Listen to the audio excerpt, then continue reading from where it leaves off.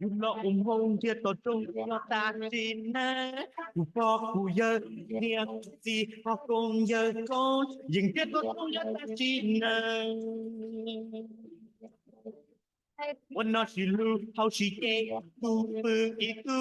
ตุนรอลูตุนดาดานลูตุยาวโอลุนเนยกาเสียตู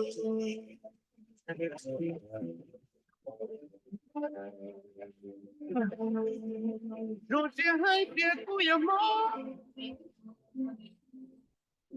ตายพอเราจ้วงเรากูดีจ้าผู้เจตามอแล้วกูจะยอทุกด้านก็อยากว่ากูคงรอ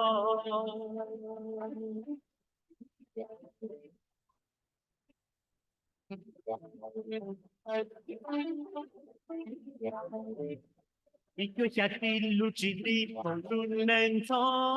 ตีนังจ่าไปตอนจะหาตุนนังปวดชัวทุกเกียร์กันทุกเกียร์ตาหา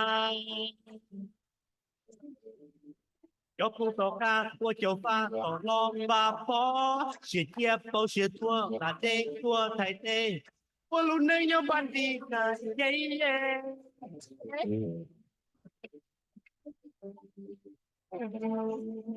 若是还别不要梦，在我肉做了不知道。不知道么了不知道，说呀说呀，我不过了。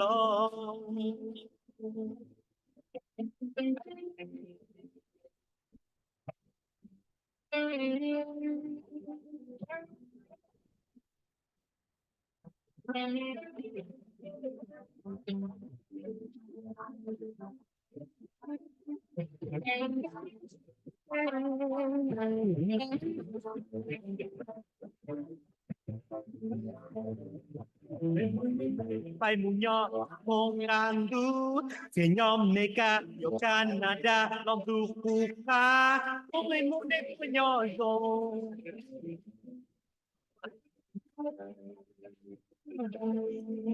rồi sẽ hai tiếng của nhà mong tại ngồi đâu chúa lòng cụ đi cho不知道么了不真有，说呀说呀，我不过了。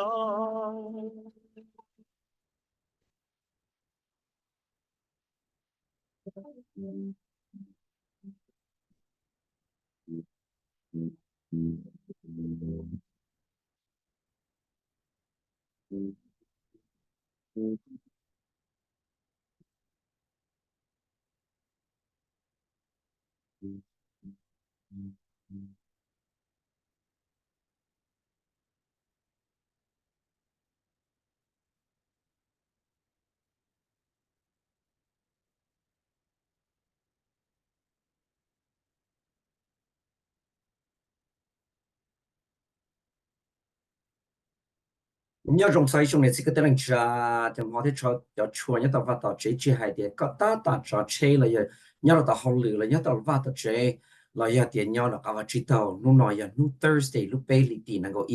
想ở旁那个 blog 上 share 的到短期内要你要自己学会就多好 program 那户我古伦敦 Minneapolis 好 program long 的这个朋友 the WIXK 一起就送贴伦敦 Minneapolis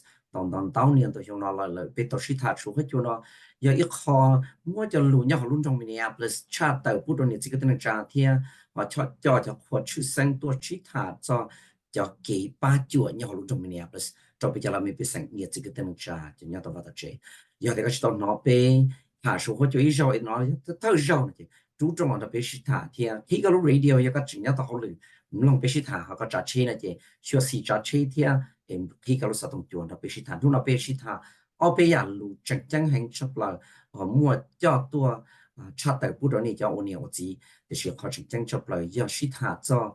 ADA plan engagement là do lũ để chờ nhau là họ tại sao bên nhau thì trong Minneapolis họ là do cho chạy hay cho Americans with Disability Act họ cho chạy này ý cho chạy là một ba cái sự là mua vào của xin luôn rồi thì tiền bạc có họ mua cái mua được cái tiền cái để tờ họ chỉ tàu đi lúc sinh nhẹ để họ rau cái lúc wheelchair lo là do cái chỉ tàu cái tiền cái để tờ lý ý tu tin năng của nếu chỉ mua tấm bằng là gì do cho chạy nó là chưa có mua vào của xin luôn này nên lúc nào sĩ thả được số hội chuẩn nó tụ cũng như sĩ thả nó lớp bề của Guthrie đó cũng họ luôn nhớ đó họ neighborhood and community relations department nhà họ luôn trong Minneapolis sĩ ta đang cũng tại đó tụ mùa ban đầu này và ban đầu này giờ sinh hoạt nhà thiên họ luôn đó cũng ok nhớ đó họ luôn trong Minneapolis thiên New York giờ cũng tụ host backup move forward là để move lời giờ tận đây là giờ thì lúc thì cũng họ chỉ than là giờ thì họ lo chỉ cho là chỉ nhiều giờตัวlúc trong chỉ thà số cái chỗ nó thì 我找到你叫我呢我自己去的你要好的要录就谈红了ที่เจ้าจง了要เจ้าจงเราจะเนี่ย自个的那家被生要录中Minneapolis但是被中领导ตัวเนี่ย自个的家这个要山州的录中Minneapolis เนาะก็มัวแต่ว่าก็มัวคือที่นั่นจะ录中Minneapolis ที่ก็họ sĩ tao cho tới giờ luôn họ sống đó có sĩ thì anh ấy sẽ làm thôi bé sĩ thà nhớ rồi số khối cho nó on the shop line welcome Guthrie to WIXK Hmong Radio please introduce yourself let us know what you do for the city and who you are and then we'll have Padao introduce herself and then we'll continue with the show today on the topics of ADA plan engagement 我就在到这个3天都听天因为是他做的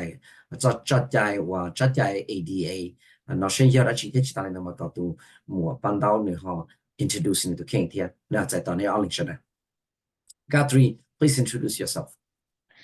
Well, thank you, Michael, for having me on your program, and thank you, Naomi, for interpreting it. It's an honor to be on this program and to have your help in promoting my work. So my name is Guthrie Byard, and I work with the City of Minneapolis as its first community specialist for people with disabilities within the Department of Neighborhood and Community Relations. And I've been with the city for almost 6 months now. And a big component of my work is to use the organizations and the people that I know about who have disabilities to get them engaged with the city so that they are helping to make decisions for the city where in the past they have not. So that is a big part of my work, and it's similar to a lot of the other community specialists where they are working to get people engaged from communities into the work of the city. So that's a big component of my work. Linh đại thiếu ở chỗ đó tiền này tôi chơi của tôi là muốn đó nè tiền trong sẽ sĩ thả trong rồi nó thiếu mỗi lần hay nó thiếu thì cũng bị hùa tiền chỉ ta lên tới ở chỗ đó nóมีthiếu này tôi chạy lửa thiếu tôi là muốn tiền qua hùa cho của để đây nửa thiếu của cho họ lửa cho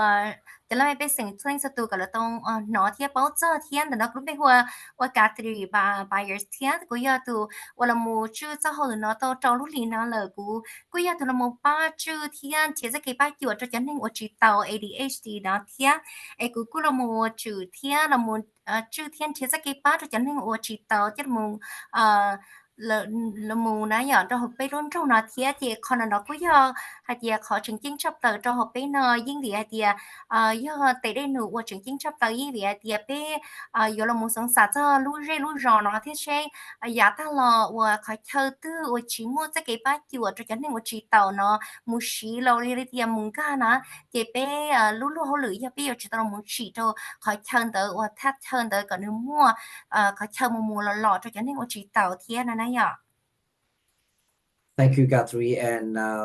tụi mình bắt đầu thì các tụi kinh đồ cho những cái tên là sao nhớ số của chúng. nhớ rồi thôi thật từ ở chỗ đó từ lúc Michael chờ của tuần đó này cũng nó thì lúc bây giờ bắt đầu sinh ra cũng nhớ nó đó luôn trong Minneapolis nó tiếp tục của mẹ lo lời chị của họ tuần nhớ đó luôn trong nó chị của họ mua tiếng sử thiết tàu có mong rằng là ở lửa đó luôn đông Minneapolis cũng được có tàu tua ở lửa đó li bao lì đó luôn đông Minneapolis xứ chỉ trong xe tàu cho nó thì tua nhỏ cho họ cho nó nên sẽ đỡ cũng cho là ở lửa đó luôn đông Minneapolis đó đông Minneapolis ở lửa nó nhỏ xí bao rồi đó từ nụ máy của nó chị who họ lửa who language service program coordinator chị mất sai là chị còn nói với ít số lúc họ lừa là bắt thiệt cho nên là bắt sai lừa đó bây giờ bây giờ nhá luôn đông Minneapolis or chị chơi hai lừa ăn kỹ là do chị bảo nhìn là lừa ăn kỹ chị cứ là thiệt cho nên là sai lừa thì là bắt bây giờ bây giờ nhá luôn đông Minneapolis chị ở trong nó này họ kêu của tôi thì Thank you, thiệt show. Thank you so much to Guthrie. Cho Guthrie thiệt tụi mua ban đầu giờ ở tụ, và hồi đó của cái bên nhau đi lu department là đi lu chơi và hồi luôn trong Minneapolis, yo uali nu watao, ta tỏ mua chất chạy là yo van pan là yo tiền tàu lúc gì, yo là một ba có cho cái ba chuột đó là mấy bị sành nó nu mua và hồ xí lúa tàu cho nên chỉ có thể tra và là lúa ăn kia thì mua disabilities là yo thì mua cái tem ba tê tàu xí chỉ tàu đi cho lúc xí xa yo đi trả thì li có sau đó mua và hồ xí lúa tàu cho cái ba chuột ý dạng đồ li giờ họ này cho họ lựa chọn được Guthrie cho họ lựa giờ linh đạo dân Guthrie thà thì ở linh đạo và cho họ lựa nó này nhiều mùa trong lịch sử Guthrie a lot of your work involves Americans with Disabilities Act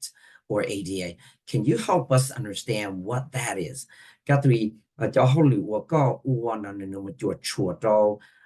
tshaj Americans with Disabilities Act giờ linh đạo có thảo luận về tshaj đó là do ADA New York chỉ theo khi ở bên trên chỉ có thể tra cái bên trên họ tạo tạo thì có cho họ lựa qua ba chỗ lợi trong nhà. Thank you, Michael, for that question. Yeah, so the Americans with Disabilities Act was passed in 1990, so it's going to be 34 years old this year. It's a very important law for anybody in the United States. So it doesn't matter who you are. If you are in the United States, there's protections under the Americans with Disabilities Act. And it's a very important act that has really helped to make sure that people with disabilities of any kind really are more included in society, that they are heard from, they are seen from, and that they are a bigger part of society, whether it's in school or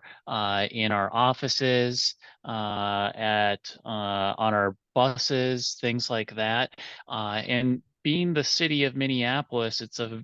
pretty large city with a lot of different communities, a lot of different people with disabilities. It's important that the city be promoting the law and that they be working with people to make sure that they're aware of the law and that they have protections under the law. So one of the things that I do is I make sure that individuals who are calling in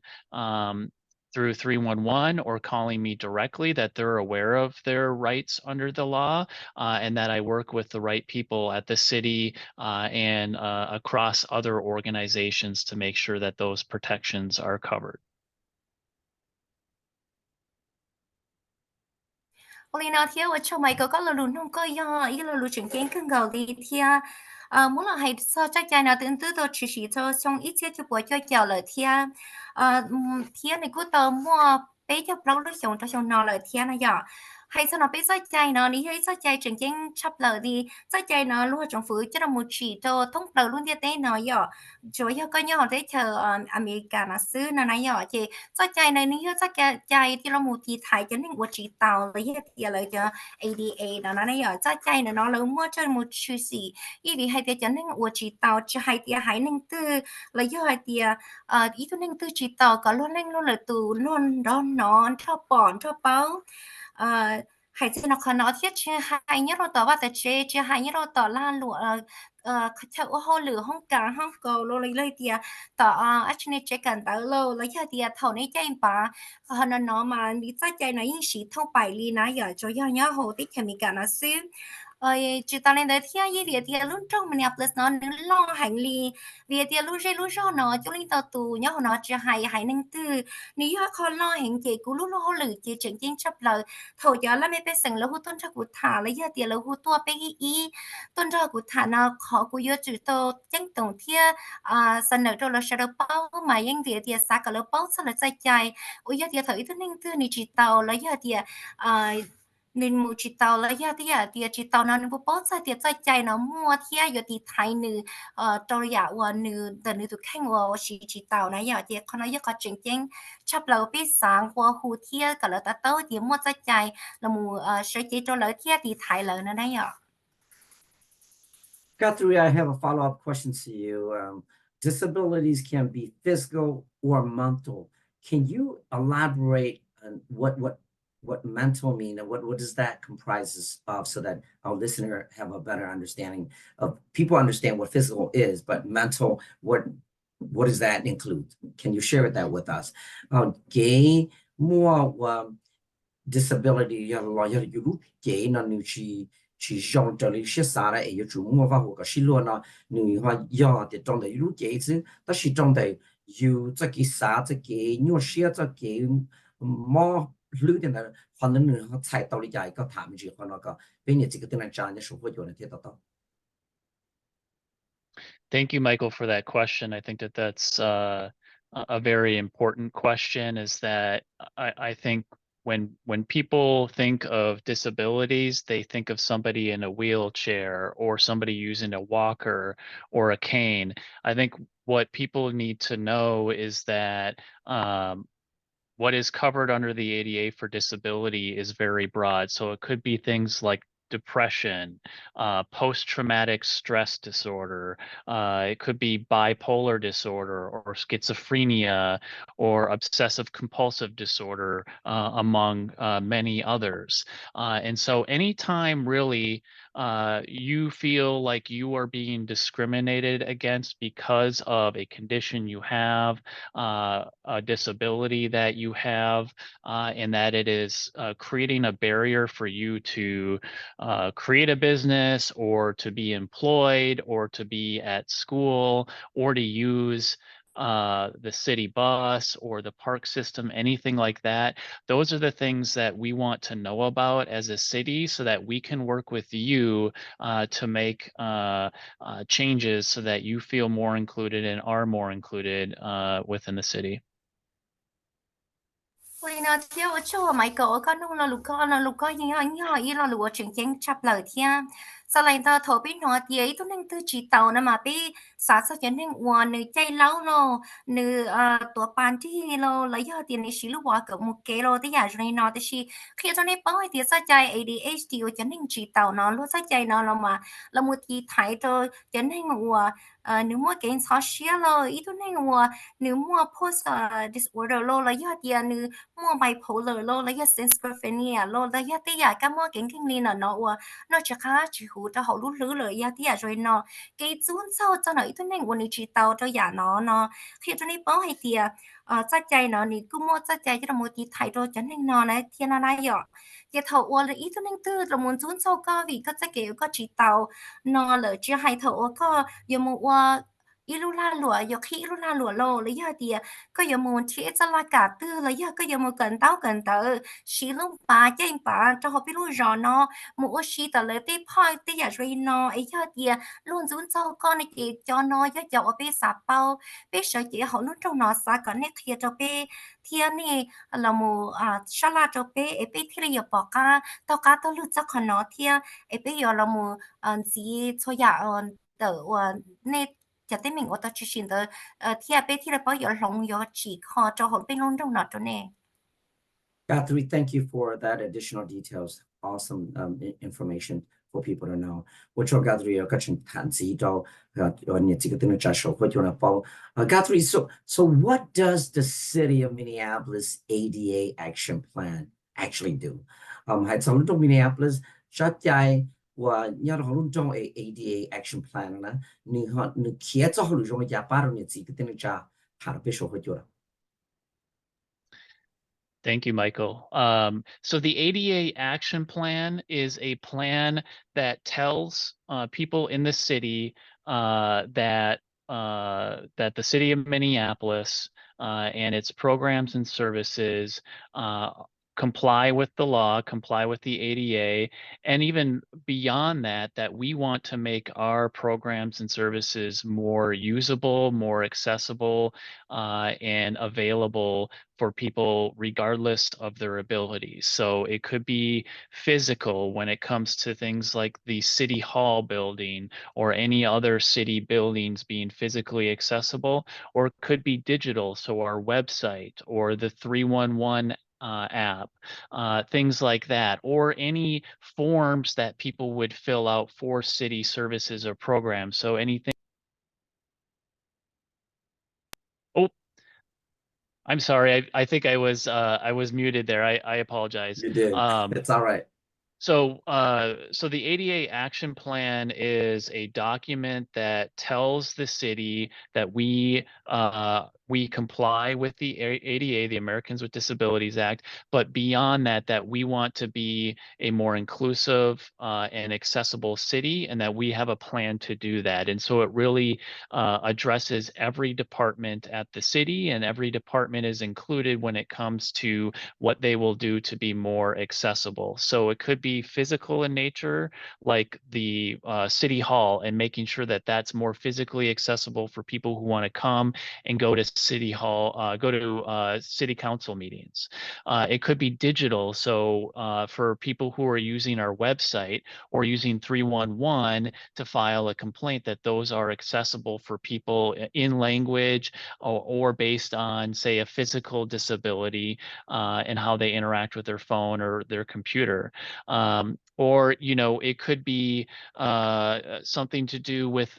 permits, people completing forms and applications, that those are accessible. And if they're not accessible, that there's an opportunity for people to be able to say that, so then we can make those accessible. So there aren't any barriers for people to communicate with and use city programs and services. Ôi nó thì chắc chắn ở địa ADH thì nó đã giờ chắc chắn là nó hay khó biết cái đồng một chữ thì biết luôn trong nó ní hay khó biết cái đồng một khi chắc cái trả cho nên我知道nó thì giờ cho nên我是就还cho nên cái cho nên我知道nó会落实那ที่呀biết只hay thì giờ thì là用cái một trong họ biết luôn sự họ nó lo là sao tuân trong nông tuân đó chỉ khó chắc chắnที่ya rồi nói cả là gà tàu lò là giờ là xí tàu lò naที่ya rồi nó có cái gà cho họ biết luônตัวจริงนะตัวจริงเราก็เตาที่อยากว่าจิมว่าเกี่ยวชัวร์ชีนะเรามูชีอยากที่ดิจิทัลเราจิป้องเรามูชีก็จะเขาไปดูเว็บไซต์เราอยากที่ชีขอไปอินก็จะเขาไปดูแอปที่อยากรีนเราอยากที่เรามูม้วนเตาอยากเรามูปีว่าจะนั่งเตาฟงเราอยากที่อยากรีนเราอยากที่อยากมูสับผ้าแต่เตาเป็นมีเราอยากที่อยากรีนนะอยากว่าไปลุ่นจงว่ามั่วจะกี่ป้ากี่ว่าเที่ยไปมั่วจะกี่ว่าเลยให้จะเก็บป้าโจจะแล้วไม่ไปสิ่งสดตูนะอย่าก็ชวนเล่นสดตูจะให้หนึ่งตื้อแล้วอย่าอีตัวหนึ่งตื้อรีจูอย่าเราต้องการจะเก็บป้าสิก่อนแล้วมั่วจะเขาเก็บอย่าเราตีเต้าเป๊ะเลยอย่าให้เตียอย่าตีเต้าเป๊ะเต้าใหญ่ว่าย่งหยี่ว่าเลยเต้าที่นายอย่าเจียขนาดเนาะนึกก็อย่าใจใจว่าไปจะละมุชีที่นี่ย่อยแดนเต้าว่านึกเฮียตัวให้เตียไปรุ่นเจ้าหน่อยอยู่ว่าลีจ่าที่รีอย่าเตียที่ต้องจะรีของใหม่จะใจเมื่อเช่จะจะเนี่ยว่าจีเต้าเนาะนะอย่าก็ปีวัวโตอย่าเดียยงหยีโจลุทลังสตูกะเลิงกาโตที่สีโตอย่ายงหยีนะอย่าจะขอนายขอจึงเก่งชับละว่าปีลูหรืออยู่จึงตรงมัวใช้หัวเทียก็อยู่จุดตรงมัวจะเกี่ยวกับทลังสตูสีโตนะอย่า Guthrie, how can folks who are listening to us right now in the community, and perhaps those that may not speak the language, how can they get involved in the updating of this plan that you are working on, especially again, especially people who don't have the language skill? Hãy cho cho nên chỉ cái tên trao ta tổng luôn nói là xã là một công ty tạo chú ý thế họ là một chú ý bù trâu đại và tshaj ADA cái có họ 我好撇的内呢，还叫我摸着ใจ呢，叫เรามูปอปัวจะเนี่ยสิก็ต้องจานแล้วโยลิจาเลยที่ลีเรามูกงเตเตาตัดจีบุรก็ Thank you, Michael. So first off, I will say that regardless of the language that you speak, I know that the city wants to hear from you. The department I work for wants to hear from you, and I certainly want to hear from you as well. So with the ADA action plan, we are updating that right now, and we're looking for input from community members, and there's a few ways to do that. So right now we have a survey available. It is available in Hmong. It can be available in other languages upon request. So if people go to minneapolismn.gov/ADA-plan, they can get access to that survey in Hmong, in English, in Spanish, or Somali, or Romo right now, or as I mentioned, in any other language by request. And they can fill out that survey to share with us what they want from the city when it comes to being accessible to them. People can also contact me directly. So my direct phone number is 612-554-3666. I can also share out my email address. So it's my first name. It's GUTHRIE.Byard, B as in boy, YARD as in dog, at minneapolismn.gov. And I would also say too, we have an advisory committee of people with disabilities that meets every month, and we are always looking for more involvement from community members. It doesn't matter what language you speak, we will make sure that you are able to participate and attend. So if anybody is interested in learning more about the advisory committee or attending a meeting, certainly feel free to let me know, and I will give you more information on that. Thì nó theo trong mấy cái là nó có như là lùi rong cơn gạo thía hay cho nó có nó thía mỗi cái nó một hai tia giờ thì có hay họ lưu tư là do tia có chỉ bảo lưu anh kỹ nó là khi cho nên bảo hay tia chỉ cú lú trong là cú khai thâu họ lử thía đó cho cho lên cho tụ pin san nó nè cho nó một tờ xua thía biết sa bảo hay tia biết khai action plan nó là do tia ba nè tờ chỉ cho con nó biết san nó thế sẽ nè nè họ muốn chỉ gì đi chả giờ ba nó bên nó một chỉ khó con nó thía khi cho nên bảo tia ta chỉ nó biết mua đèn tờ cho nó một sắp ha thíaว่าให้ลุมมองเทียมันนั้นเราหอลูเนี่ยเราเดินเทียนี่ก็มุดตัวเนาะว่า Minneapolis mn.gov/ADA hyphen plan เราก็เตาเทียไปเดินแต่สับพายเราหอเทียอย่ามันลุมเมมันลุสมอลีเทียเราหมดเทียอย่านี่เราหอเคจนในเป้านี่เด้อนี่ก็ว่าเดียหูตัวจักรุลาเตาเทียนแต่เราก็ตัวสัตว์ต้องย่อเจ้าอีอจีเปล่าไปเจ้าแล้วยังที่นี่ช่องตัวตัวอีเมลจากกุลาเตาเทียกูตัวอีเมลย่อ GUTHRIE BRYAD @minneapolis minnesota.gov เทียย่อเคจนี่ย่อแล้วไม่ไปสิ่งชั่วเล่งจะตัวเป้าให้เดียวจะชั่วรู้หลีไปมัวอีเปิ้ลนั่งอวยยะละมู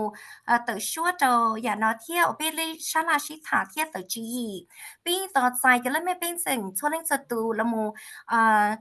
ตัวชั่วเจ้าขณะเที่ยวแล้วถ้าไปกงไปจงชาลาชิถาเที่ยวเอกูเคจนี่เป้าเดียวจะนี่เป้ารู้เที่ยวในจีเป้ารู้นั่นหรอจะนี่เอาให้หอรู้ตื้นนั่นหรอปีมัวที่ไปยำป้ากับเตยทุกหนึ่งแล้วชารู้เจ้าในเที่ยวเอยอดนี้สปาวชีชาเนาะลอถอนในโซเชียลได้เที่ยเคจะกูเป้ากูยอมป้าเที่ยยอมยอมันจะกี่ป้าจนในโซลิงสตูดแล้วค่ะน้อง Thank you, Guthrie, and Ochoa Guthrie. Guthrie, how specifically does the ADA define a disability? I mean, a lot of people, you talked about it, but perhaps a lot of people who are listening to us may want to have additional details. What and how does the ADA define a disability so that people can understand us? Can you share that? ก็ถามyou share the ADA ถ้า做的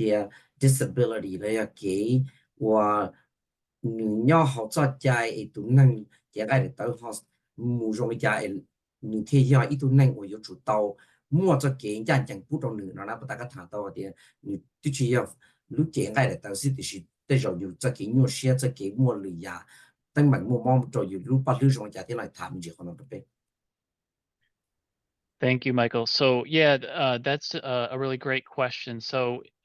with the ADA, the word disability is a legal term, and it's not one based on it's not a medical term. So because it's a legal definition, it's different from how it might be defined under other laws. So like Social Security disability, for instance, uses a different definition. Under the ADA, it defines a person with a disability as somebody who has a physical or mental disability or impairment that substantially limits one or major life activities. And so this includes people who have a record of such impairment, even if they don't currently have an impairment or a disability. And it also includes individuals who do not have a disability but are regarded as having a disability. And it also makes it against the law to discriminate against somebody based on having that disability. And so what I always tell people is that if they feel like they have or know that they have a disability or feel like they were denied something because of who they are, if it's based on a disability, that it's likely covered under the ADA, and that you don't need to be an expert in the law to feel discriminated against. And so if that is ever the case, to contact the city and to ask to talk to somebody about that can then work through this situation to identify what protections you may have. Oli nó thì khi cho nên bảo thì在ADHD nó nói nhỏ thì từ ít thôi nên từ chỉ tàu nó mà mất cái là một hay nó mà giờ thì trở đi luôn cũng mày trai lỡ nó mà nữ cứ chỉ cho ý nữ cứ cho lo lù hay thì ít thôi nên chỉ tàu nó mà nữ giờ trở đi thì cũng mày trai trở ở lo xí nhá họ thì lo sai trai ở lo mua này giờ thì xí ý tôi nên chỉ tàu nó nếu cứ sợ lần đầu thì cái món kinh kinh tế giả của yêu chỉ tàu nó giờ chỉ còn nó là mất thiết sai và ở giả của sợ lời thiệt chỉ tàu lên đó thiệt khi chúng đi bảo hay thì lần lùi thì chỉ tàu nó thầu thì nên một thọ sòng khâu là do như SSI nó là do tiêu chuẩn của chỉ tàu nó là tiêu chuẩn chỉ tàu nó mà nếu mua này ít khó xài cho nó lần lùi nó lại thiệt thì chỉ nhớ nó biết sách chạy ADA nó mà lỡ sách chạy nó với cái nên chỉ tàu nó mà lúa政府即係冇齊即係到係啲，伊都能話你係啲實際chỉ rong rồi lấy啲cái nó khá hậu hữu nữa nó lúc chỉ rong rồi na ấy qua đó tụi nó na nữ qua chỉ tàu trở đi cho linh cho thiệt tụ qua tỉnh đầu nhá họ đừng luôn năng là nãy giờ chỉ trở đi lúc cũng mày sách chạy của tụi chỉ tàu này chỉ là mất thiết chạy đi là nó thiệt mỗi cái một hay thì ý tôi năng từ ở yên thì nữ nếu mua cánh cử là hay tiền nếu như tôi nên chỉ tàu lỡ là mỗi lần mua hay tiền giá tiền nếu mua cánh cử hay tiền nếu tôi nên chỉ tàu lỡ là giá tiền nếu mua giá ta lo lỡ của tiền nếu tôi nên chỉ tàu nó là luôn chỉnh xả tôi nên nói tiền tôi nên nói chỉ tàu thiệt là một trò tiền thầu ấy tôi nên từ của giá tiền nếu như tôi nên chỉ tàu lỡ ấy cho cái chúng sau cho tiền cho nên nó lỡ nó chị cho nói với cho tên mình biết sẵn nó biết sao chị họ luôn trong nó sẵn nó chứ việc thì在chạy ADHD nó chứ là một tí thái đâu cho sạch sinh của tôi chỉ sử đi là nó thia ấy thầu trong này nó lỡ thia với mình hú tuôn cho biết sao là sĩ thả khi cho chị tên mình nó cho nên hay tên này một sắp phát cả tư ấy luôn chỉ ta luôn chỉ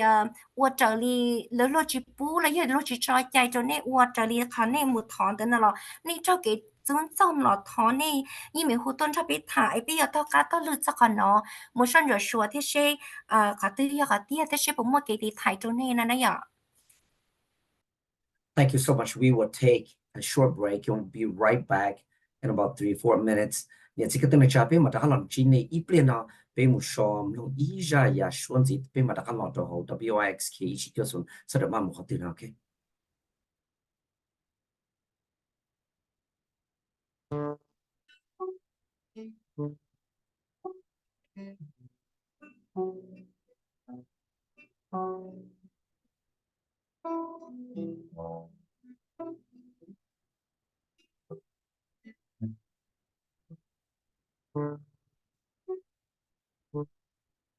Trên gió gió lu chê mong nhỏ sâu rồng lu chê so siêu bom long nhỏ lúa hà rồng bỏ giờ lâu lâu râu chân đời lu chu nghĩa sơ wa trái thâu chi tàu ca nọ sa cho mà cha yua rong xia wa lo giờ yo thông đã yua nhỏ cho nhị Bê ô xin lần điện đất xí lô xuân điện Sa cho mà ô trâu cú cô quân tư Yo tia mua ý Yo tia cú tao Cú sát rô nà bò Lũ chê vòn lòng đồng Yo tia mua ý Yo tia cú tao Cú sát rô nà bò Lũ chê vòn lòng ngay Trên gió gió tông lông sông lông đông rèn Gió gió tông chớp lô trên xanh nhẹ Chỉ mua phải pha chỉ mua nắng bà bà Đã nên chia sự chỉ mua đê cú đa Hầu lo na cha rung trong rô lô Bê bư ít sáng trên công tơ xa mùa Có chú có gió cho bà bú lũ chế Sa cho mà nhớ lúc đánh thăm chân mình Yo tia mua ý Yo tia cút tao Cút sa cho ta bò Lúc chê bòm lông đồng Yo tia mua ý Yo tia cút tao Cút sa cho ta bò Lúc chê bòm lông gầy Y rôn xinh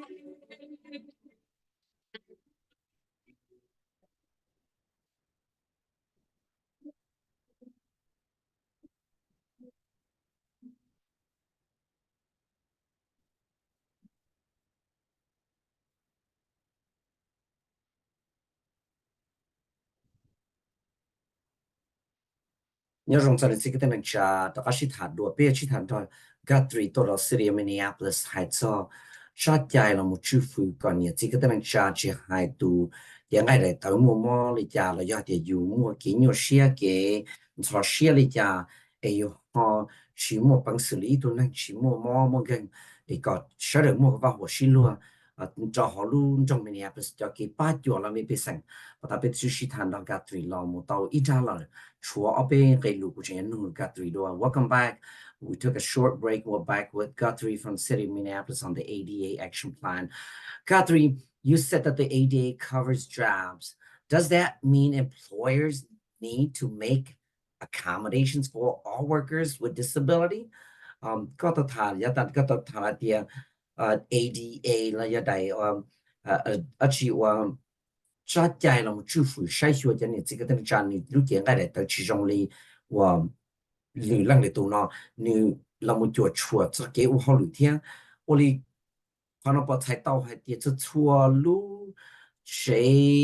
hoàn tiền năng là giờ thì lu và khứ là giờ lu và là luồng tiền năng u họ lụt là yếu chủ ba cho cái là một ba thơ là cho nên là tụ họ lụt là có và mua vào hồ xí lúa và cho nên là nếu mua nhau là tiền rau lúc trồng xí lúa nếu tàu kế lúa là tiền mua nhiều xe lúa thế này họ nó bây giờ xài lý nó là giờ dùng cái để thọ có thả được những cái tên trả về số của cho nên gì nó Thank you, Michael. Not every employer needs to make accommodations for workers with disabilities. So I did mention it covers employment. So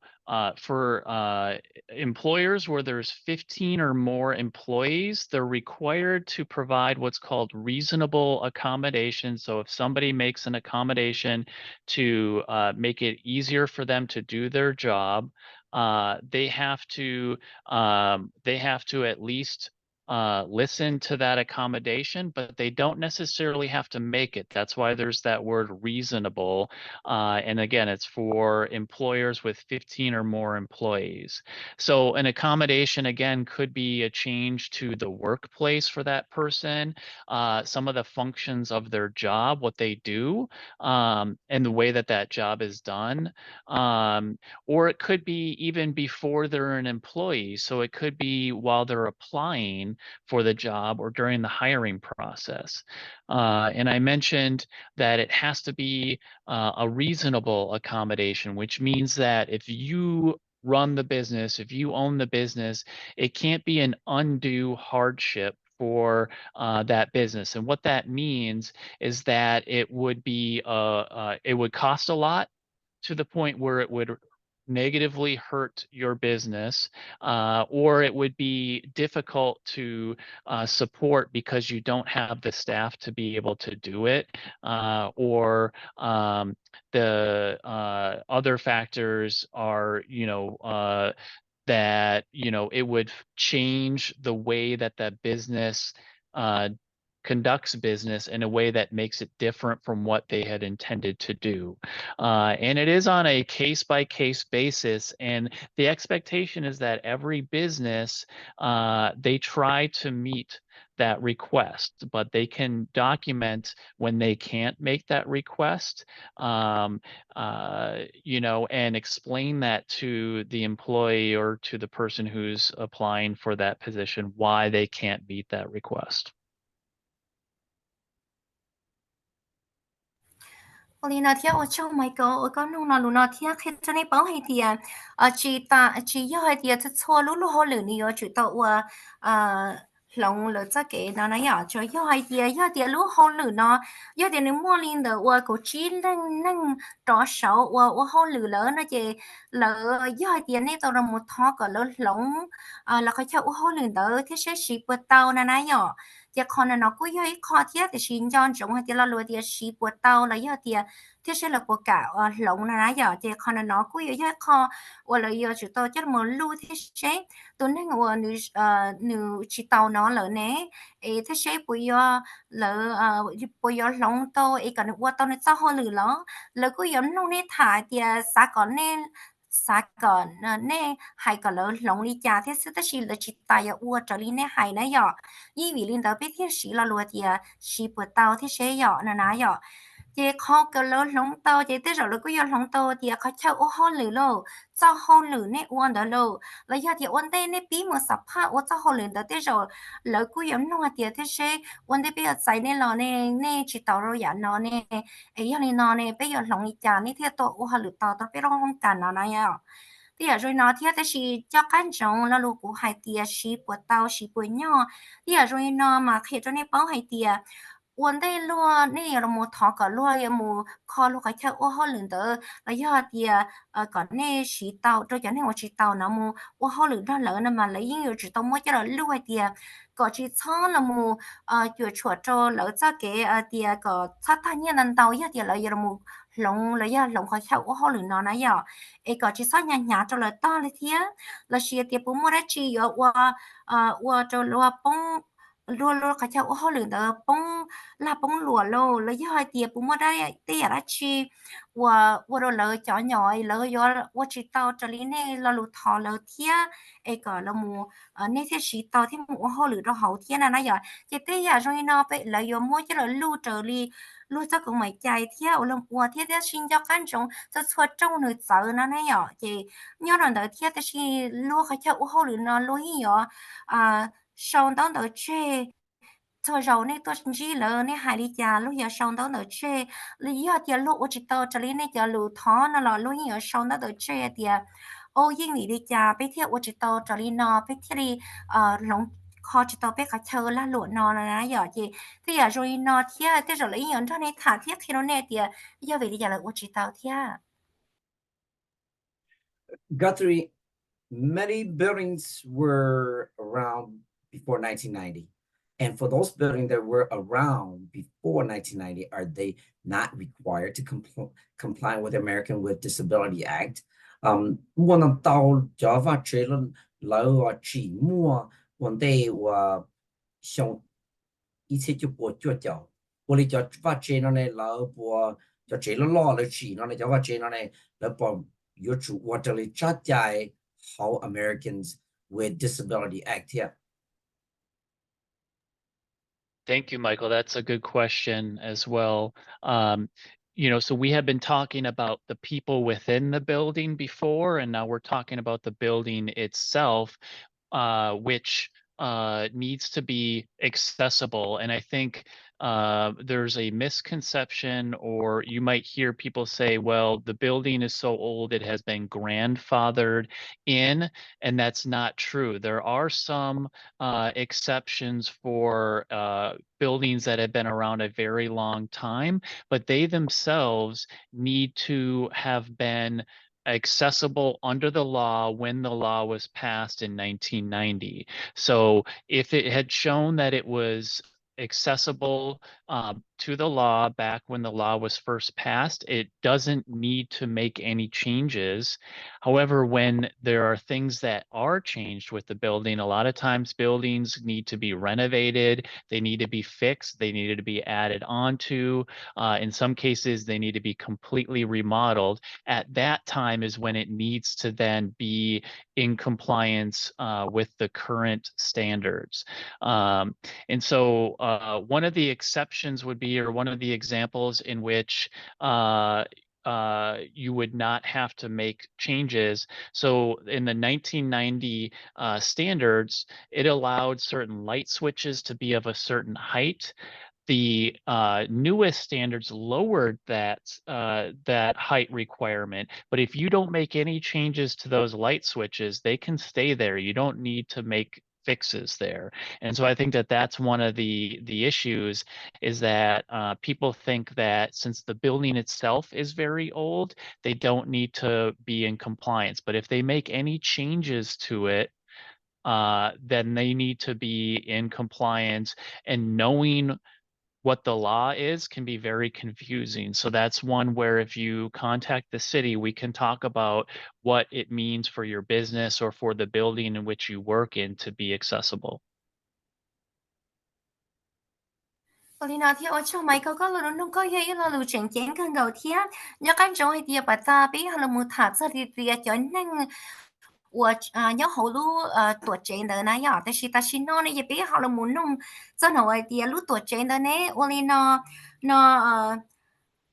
bây bữa tao lộng cho chánh thì 我知道 nó chứ là mùng cả cho hậu thiên là nãy giờ thì con nó cũng hay khó thiết thì ok chứ có bao tiền tới sau này khoai nó luôn là hay tiền ít chân mà cho ít chân thì lúc chơi nó tôi có cũ là vấn đề ít thiết cho bữa cho chậu nó nãy giờ thì hiện tại thì bây chỉ tại do lộng但是 con nó chỉ một trăng nãy giờ khi cho nên bao hay tiền bây giờ chạy 我的有知道我个到了cho chánh này 我知道 nó cái mùng cái lọ cho họ lúc tuổi trẻ nè mà chỉ li thầu 我 lúa pan cho chạy nó thâu lỡ ít xe cho bùa xong cho chậu đỡ nó chị bây giờ chỉ to cho ba cho trẻ từ giờ là kho lô là giờ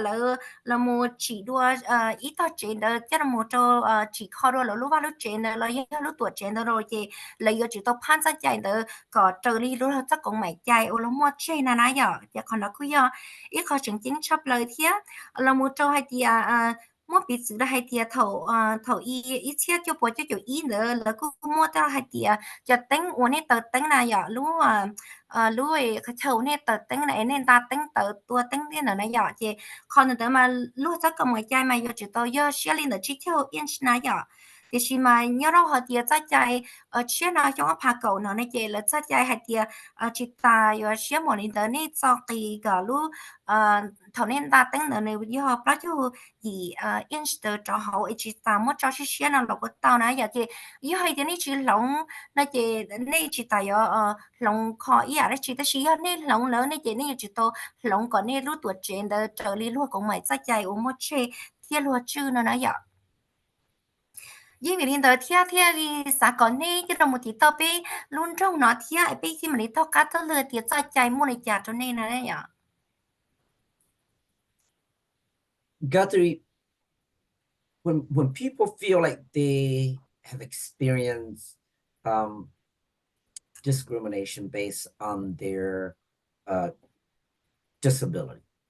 how can they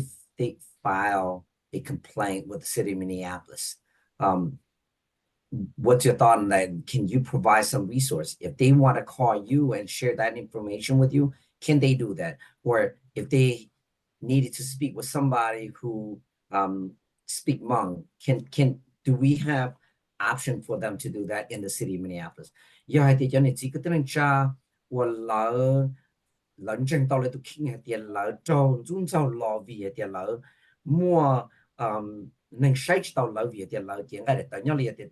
rồi lúc chơi sự bỏ là tiền tiền cái để mua mò nên họ chỉ dùng ít tụ nên còn nữa mua tàu lò trở đi xe xa nó này lấy yếu đi chả lấy thì và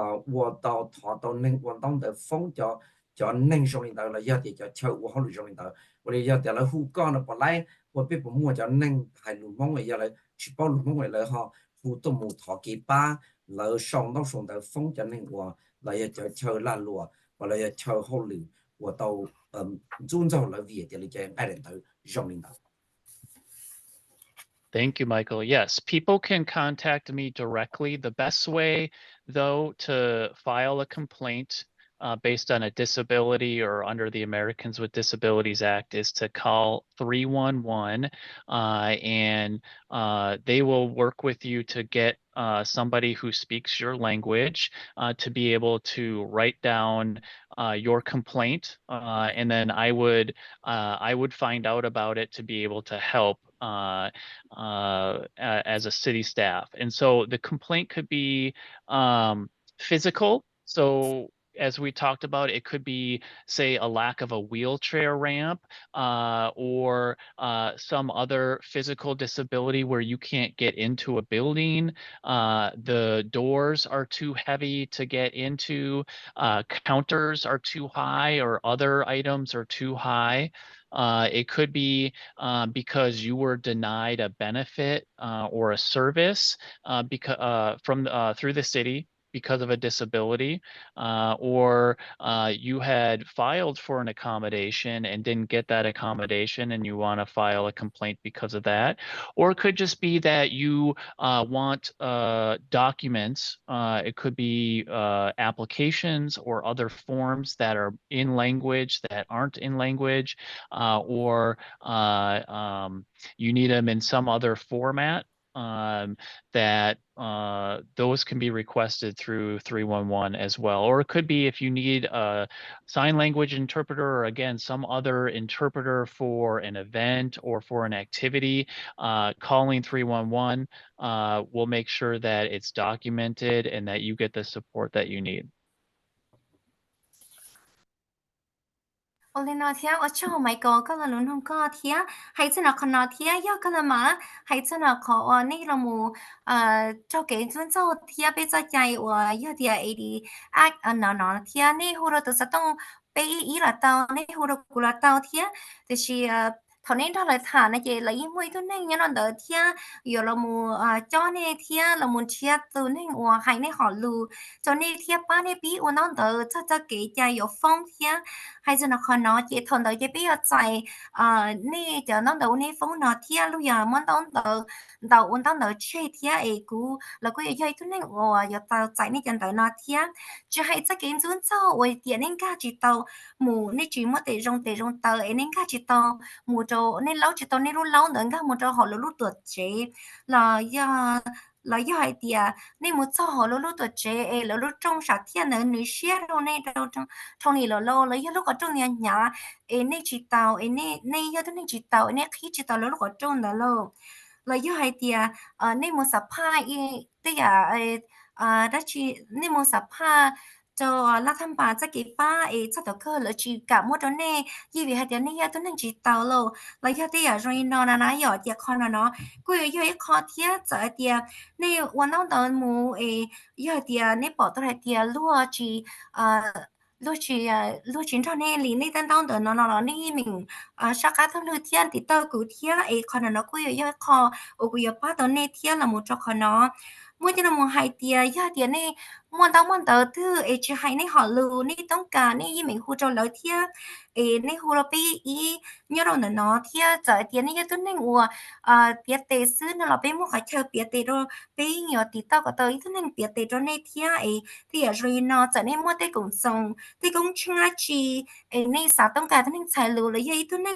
là một ba này lý đây đâu nó là nên mình sau ở trên đây hồ là tôi sẽต้องไปý là tao. Thank you. Greatly appreciated, Jean-Chef Guthrie. Guthrie, does the ADA cover asylum seekers and political refugees who are not U.S. citizens? Many of these people don't even have green cards or green card, who are not a U.S. citizen. Does the ADA cover them? Hai so chajai ADA Americans with Disability Act non nu polamu bỏ phử là do đó là mu chuột chuột cho cái thái độ cho nên của asylum seeker cho nên kia tuần vì hệ tiếng một cái của họ sĩ cho nên nhau để lúc tiếp theo là do cho nên tôi đó lúc tiếp theo nó vì là nên tự cho để lấy chỉ mua lấy chỉ sản phẩm gì cả lấy mua bán chúa sư chắc chắn ADA nó bỏ là mu bỏ phử lấy theo bỏ là mu của chọn cử cho lấy theo là ba rồi lấy theo. Thank you, Michael. That's a really important question, and one I referenced before, in that it is the Americans with Disabilities Act, and it covers anybody in the United States, regardless of immigration status. Even if you were a tourist, you're covered under the ADA. And so, if you're in the U.S. And you feel that you have been discriminated against because of a disability, you have protections, and there's people out there, there's organizations to support you, and the city of Minneapolis is one of those. So if you're in Minneapolis, you are using a city program or service, or just in the city of Minneapolis when it happens, let the city know, and we will work with you to make sure that it is addressed. And one of the things that we do is we make sure that we have many partners out in the community, so that you can get connected to community agencies, other individuals to support you, based on your disability. So it never hurts to contact the city. Lino thia Michael có lần nó có dây là lựa chọn chính chấp lại đi thia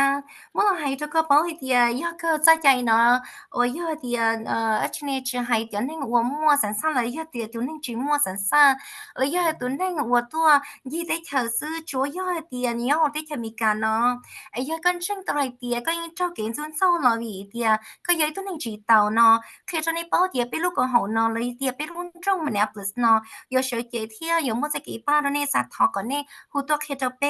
จะให้เตียยอดเตียนี่ย่อหัวนอแล้วยอดเตียนี่เจ้าเก๋จนเศร้าย่อไปรุ่นจงเนาะซื้อยี่มีหูตัวถ้าไปถ่าฉลากเคจะไปเป้าvìไปมั่วเก๋กงเต็นเจ้าจะละมันเจ้าจะกงเขาย่ออีปุ่นยี่เขาไปรุ่นจงเนาะเทียไอไปยอดช่างกันในที่ไปยอดเจ้าในฉลากเทียทอกาตัวลือเจ้าเนาะจะเก๋วัวแล้วตัวจนเศร้าเนาะเทียนะย่อ Thank you, Guthrie. Thank you so much for taking time off to provide this information to our listeners on air, WIXK, both in the city and I believe that outside of the city too, people would benefit from the information that you provide to us. Greatly appreciate everything that you do for all of the residents in the city of Minneapolis and for coming up and share this information with our Hmong listeners on WIXK. Thank you so much. 是他的时候就让这呢，这个等于家政府说的包早早好了，个我天还早 Americans with Disabilities Act， 一个早好了，我做了个天个早好了个我把的是错还能让到龙中 Minneapolis， 我做来了个。Thank you so much. Thank you for to Padal, my co-host training. Thank you so much for being here with us throughout the whole show. And as always, my champion Naomi, thank you so much for always being out here with us and passing on information out to our community. 我知道搬到天，我知道个Naomi，我多知道那都做让多他说那都写的这个等于家才录的呗，好个是人之间那个那种也被信息多里面里头。Thank you so much. Bye bye.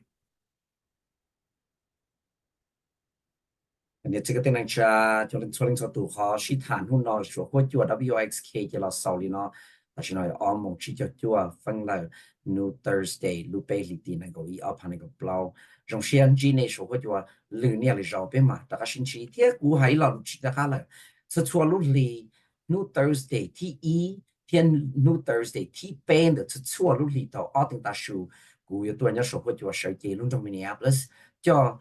或是生多他这个把脚鸟龙中 Minneapolis 中呢这个的夏天好么叫路差到龙中 Minneapolis 多中呢这个的夏鸟龙中 Minneapolis 要你莫得去鸟些了也这生着你鸟那个好湖天给鸟到龙中 Minneapolis 湖沙东到的古都沙东要周一二八二下二一百顺周一二八二下二一百顺古多叫มองบลอยละขมิ้นท่านนึงกันยอดหกุลุสุนการลุเชวหัวลืมอยู่บ้านในชัวจัดชัวจะให้